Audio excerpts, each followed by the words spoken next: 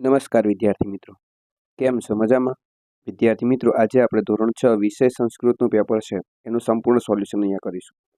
એની પહેલાં વિદ્યાર્થી મિત્રો, તમે હજુ સુધી આપણી આ સૌની સહિયારી યુટ્યુબ ચેનલને સબસ્ક્રાઈબ ન કર્યું તો અત્યારે સબસ્ક્રાઈબ કરી નાખો, જેથી કરીને આવનારા દરેક વિડીયો આપને અપડેટ થતા રહે.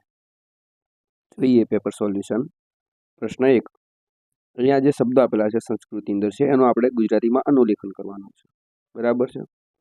નકુલ તો નોળિયો, સંચિકા ફાઇલ, હસ્તી હાથી અને જે આપેલો છે શબ્દ એનો છે કડાના આકાર જેવું.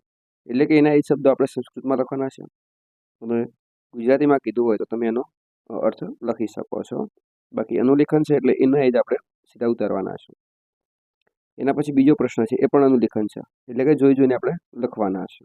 અહીંયા આપણે ગુજરાતીનું કરવાનું નથી અર્થ. અહીંયા પણ ગુજરાતી અર્થ કરવાના નથી, પણ તમારે લખવું તો લખી શકો છો. પ્રશ્ન 3 છે, જોડકા જોડો. તો અહીંયા આપેલા છે પ્રમાણે તમે જોડકા છે એ જોડી શકો છો.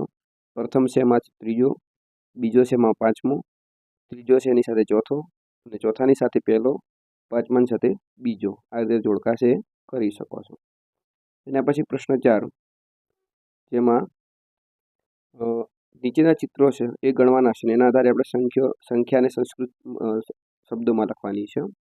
પહેલું છે એની અંદર આપણે સંખ્યા ગણશું તો 1, 2, 3, 4, 5, 6 ને 7 થશે. તો એને આપણે 7 આવી રીતે સંસ્કૃતમાં લખશું ને સપ્ત થશે. બીજામાં છે 2, તો એ સંસ્કૃતમાં લખાશે દ્રિ. ત્રીજો છે એની અંદર છે 10 કેરી, તો જવાબ આવશે 10. એના પછી 6 સૂર્યમુખીના ફૂલ છે, તો અહીંયા લખશું સટ. 4 ખિસકોલી છે તો ચત્વારી.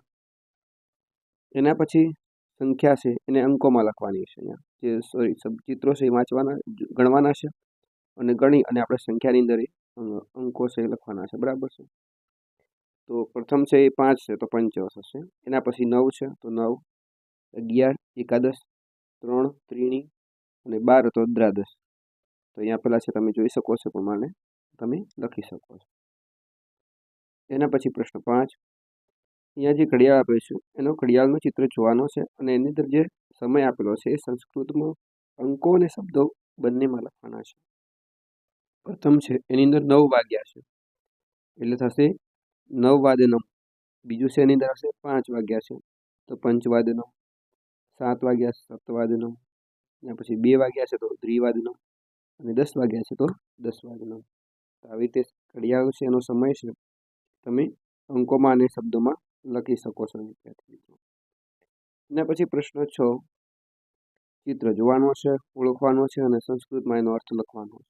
5 ગુણની અંદર છે, 5 ચિત્રો આપેલા છે. પહેલી છે ફૂલદાની, તો આવશે પુષ્પાયાની. બરાબર છે? એના પછી છે મગર, તો આવશે મકર. એના પછી છે ચમચી, તો અહીંયા પેલો છે પ્રમાણે લખી શકો છો. એના પછી ચાવી છે તો કુંચિકા અને ચકલી છે તો એનો થશે ચટકા. એના પછી ચિત્ર ઓળખવાની છે અને ચિત્ર ઓળખીને સંસ્કૃતમાં એને ક્રિયાપદનું નામ લખવાનું છે.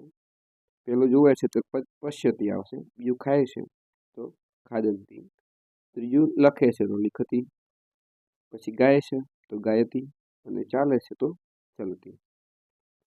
એના પછી પ્રશ્ન 7, નીચે આપેલા ગુજરાતી શબ્દોનો સંસ્કૃત શબ્દ લખવાનો છે. કેવું તો કથમ, કોઈક તો કશ્ચન, વિચારીને ચિંતયન, પાછળ તો અનુ અને સરસવ તો સરસવ. એના પછી નીચે આપેલા ગુજરાતી વાક્યોનું સંસ્કૃતમાં અનુવાદ કરવાનો છે. 10 ગુણની અંદર છે, 5 વાક્યો. અમિત રમે છે તો અમિત ખેલતી, રાધા ગાય છે તો રાધા ગાયતી, ડરેલું સસલું દોડે છે. અને તો એનો સંસ્કૃત શબ્દ પણ અહીંયા તમે સ્ક્રીન પર છે લખી શકો છો. એના પછી વાંદરાભાઈ દોડો, આકાશ પડે છે તો વાનર ભ્રાતા ધાવતું આકાશ પતરી. એના પછી 5, સૈનિક સાપને મારી નાખે છે તો સૈનિક સર્પ મારી હતી. એના પછી પ્રશ્ન 8, ચિત્ર જોવાનો છે અને ઉદાહરણ પ્રમાણે વાક્ય બનાવવાના છે. 5 ગુણની અંદર છે. ઉદાહરણ, પીબતી તો રમેશ પીબતી, ખેલતી તો રૌનક ખેલતી, પઠતી વેદાંત પઠતી, શૃણોતી દિવ્યા શૃણોતી, ક્ષિપતિ કપિલ ક્ષિપતિ, ઉડ્યન્તે તો વિભાનમ સ્ટુડિયમ. તે આવી રીતે તમે છે આપણો શબ્દો છે એનો વાક્ય છે બનાવી શકો છો. બ ઉદાહરણ અનુસાર રિક્તમ સ્થાનમ પૂરયતું, એટલે કે ઉદાહરણ પ્રમાણે ખાલી જગ્યા પૂરો. 5 ગુણની અંદર છે. અને પછી ઉદાહરણ છે અધ ગુરુવાસર સ્વ શુક્રવાસર. તો એવી રીતે દરેકે લખવાના છે. અધ સોમવાસર તો સ્વ મંગળવાસર. 2 અધ મંગળવાસર તો હ બુધવાસર. એટલે કે ગઈકાલે, આવતીકાલે અને આજે એમ ત્રણેય દિવસોના આપણે આધારે જે ખાલી જગ્યાઓ છે પૂરવાની છે. અહીંયા પૂરેલી છે એ પ્રમાણે તમે લખી શકો છો. પ્રથમ ખાલી જગ્યામાં મંગળવાર, બીજીમાં મંગળવાર, ત્રીજી ખાલી જગ્યામાં શુક્રવાર, ચોથી ખાલી જગ્યામાં શનિવાર અને પાંચમી એમાં આવશે મંગળવાર.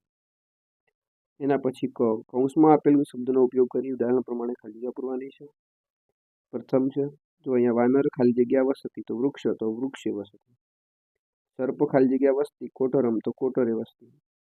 માનવ નગરે વસતી, ખગ નીરે વસતી.